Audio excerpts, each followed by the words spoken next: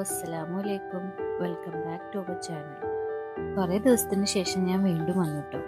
അപ്പോൾ ഇന്നത്തെ വ്ളോഗിൽ നമ്മൾ കാളിയാറോഡ് മക്കാമിലും വെളിയങ്കോട് മക്കാമിലും പോയ വിശേഷങ്ങളാണ് കേട്ടോ ഷെയർ ചെയ്യുന്നത്. തൃശ്ശൂർ ജില്ലയിലെ ചേലക്കരയിലാണ് കേട്ടോ കാളിയാറോഡ് പള്ളി സ്ഥിതി ചെയ്യുന്നത്. ചരിത്രം പറയാനൊന്നും എനിക്കറിയില്ല, എങ്കിലും കേട്ടറിവ് വെച്ചും പിന്നെ നമ്മുടെ ഗൂഗിളിൻ്റെ ഹെൽപ്പോട് കൂടെ എനിക്കറിയാവുന്ന കാര്യങ്ങൾ ഞാൻ ഷെയർ ചെയ്യാം. മഹാനായ ഷെയ്ഖ് അബ്ദുൽ റഹ്മാൻ വലിയുല്ലാഹി തങ്ങളുടെ അന്ത്യവിശ്രമ സ്ഥലമാണ് നമ്മുടെ കാളിയാറോഡ് പള്ളി. അദ്ദേഹത്തിന്റെ ജന്മസ്ഥലം ഇറാഖിലെ ബാഗ്ദാദിലാണ്. നീണ്ട യാത്രയ്ക്ക് ശേഷം കേരളത്തിലെത്തി അദ്ദേഹം പ്രാർത്ഥനയ്ക്ക് വേണ്ടി തിരഞ്ഞെടുത്ത സ്ഥലം ഇന്നും തേൻവാതിൽ എന്നാണ് അറിയപ്പെടുന്നത്.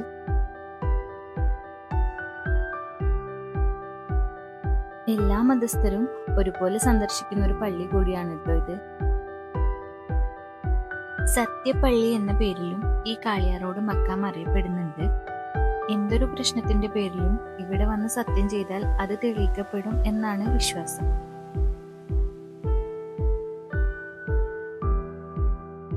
എല്ലാ മാസത്തിലെയും ആദ്യത്തെ ഞായറാഴ്ച നടത്തി വരുന്ന ഇവിടുത്തെ സ്വലാത്തിൽ പങ്കെടുത്തിട്ടുള്ള ഒരുപാട് പേർക്ക് അവരാഗ്രഹിച്ച കാര്യങ്ങൾ നടക്കുകയും അവരുടെ പ്രാർത്ഥനകൾക്ക് ഉത്തരം കിട്ടുകയും ഒക്കെ ചെയ്തിട്ടുണ്ട് കേട്ടോ. ഈ സ്വലാത്തിന് പങ്കെടുക്കാൻ വേണ്ടി വരുന്ന ആളുകൾക്ക് ഇരിക്കാൻ വേണ്ടിയിട്ടാണ് ഈ കാണുന്ന സീറ്റിംഗ് ഏരിയകളൊക്കെ അവിടെ സെറ്റ് ചെയ്തിട്ടുള്ളത്.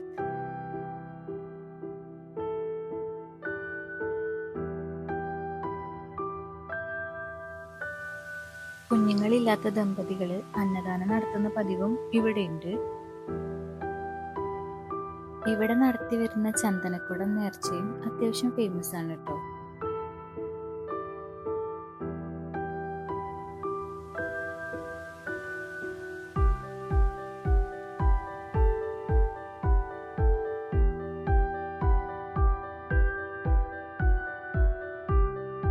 മക്കാമിനകത്തെ വീഡിയോസ് ഒന്നും ഞാൻ ഷൂട്ട് ചെയ്തിട്ടില്ല കേട്ടോ. അങ്ങനെ ചെയ്യുന്നത് ശരിയല്ലാന്ന് തോന്നുന്നു.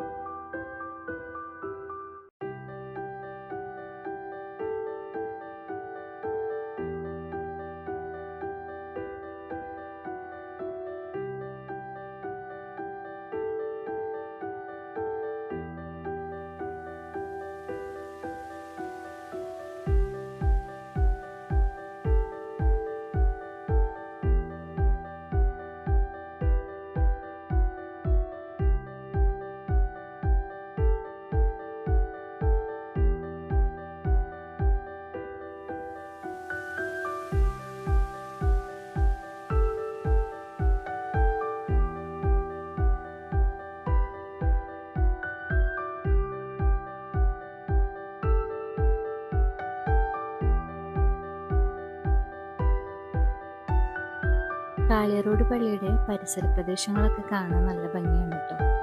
ഞങ്ങൾ പോയ ടൈമിൽ അവിടെ കോട ഇറങ്ങിയിട്ടുണ്ടായിരുന്നു.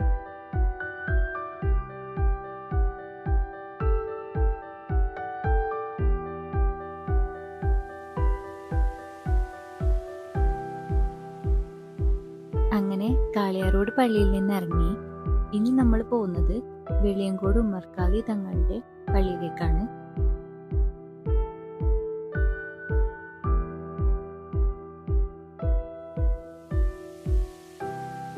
പിന്നെ ഞാൻ ഈ പറയുന്ന കാര്യങ്ങളിൽ എന്തെങ്കിലും തെറ്റുകുറ്റങ്ങൾ ഉണ്ടെങ്കിൽ എല്ലാവരും ക്ഷമിക്കുക. കാരണം മക്കാമുകളെ പറ്റിയിട്ട് ആധികാരികമായിട്ട് പറയാൻ ഞാൻ ആളല്ല. അതുപോലെ തന്നെ നിങ്ങൾ എൻ്റെ വീഡിയോ ആദ്യമായിട്ടാണ് കാണുന്നതെങ്കിൽ ചാനൽ ഒന്ന് സബ്സ്ക്രൈബ് ചെയ്ത് സപ്പോർട്ട് ചെയ്യണം. പിന്നെ തൊട്ടടുത്തുള്ള ബെൽ ബട്ടൺ കൂടെ എനേബിൾ ചെയ്യുകയാണെങ്കിൽ പുതിയ വീഡിയോസ് അപ്ലോഡ് ചെയ്യുമ്പോൾ നോട്ടിഫിക്കേഷനായിട്ട് വരുന്നതായിരിക്കും. പിന്നെ എൻ്റെ വീഡിയോ ഇഷ്ടപ്പെട്ടാൽ ലൈക്ക് ചെയ്യാനും ഷെയർ ചെയ്യാനും മറക്കല്ലേ.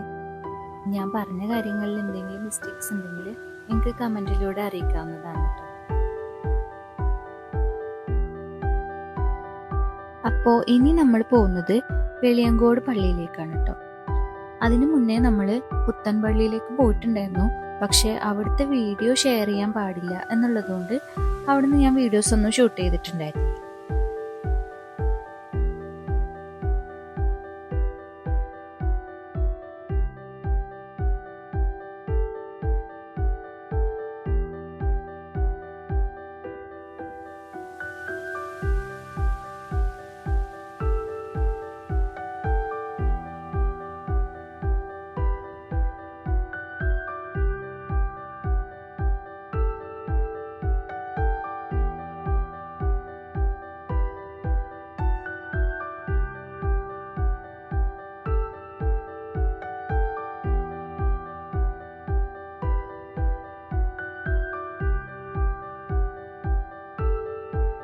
ഗാന്ധിജിക്കും ഒരു നൂറ്റാണ്ട് മുന്നേ തന്നെ ബ്രിട്ടീഷുകാരോട് അള്ളാഹുവിന്റെ ഭൂമിക്ക് മറ്റാർക്കും താൻ നികുതി കൊടുക്കില്ല എന്ന് പറഞ്ഞ മഹാനാണ് വെളിയങ്കോട് ഉമർഖാലി.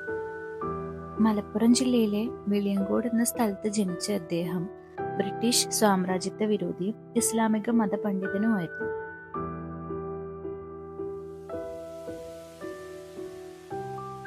പള്ളിയിലേക്കുള്ള പ്രവേശന കവാടത്തിനടുത്തായിട്ട് തന്നെ ഖബർസ്ഥാനിലുള്ള ആളുകളോടുള്ള സലാം പറയുന്ന രീതി അവിടെ എഴുതി വച്ചിട്ടുണ്ട്.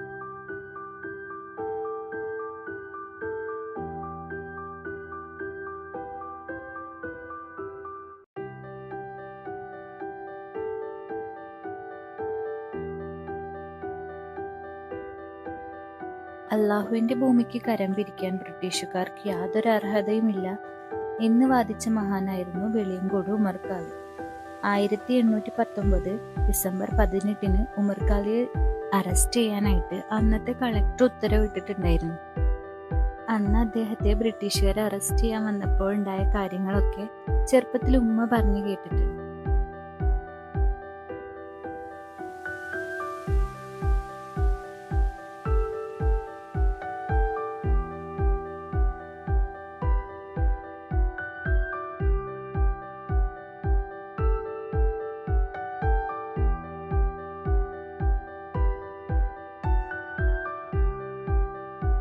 ഇവിടെയും മക്കാമിനകത്തെ വീഡിയോ ഒന്നും ഞാൻ ഷൂട്ട് ചെയ്തിട്ടില്ല കേട്ടോ.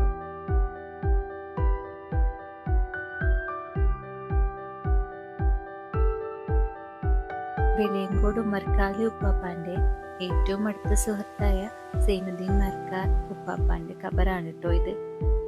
ഉമർഖാലിയുടെ ചരിത്രത്തിലെ ഈ വ്യക്തിക്കും ഈ വ്യക്തിയുടെ ഖബറിനും വളരെ ഇമ്പോർട്ടൻ്റ് ആയിട്ടുള്ള സ്ഥാനം തന്നെയുണ്ട് കേട്ടോ.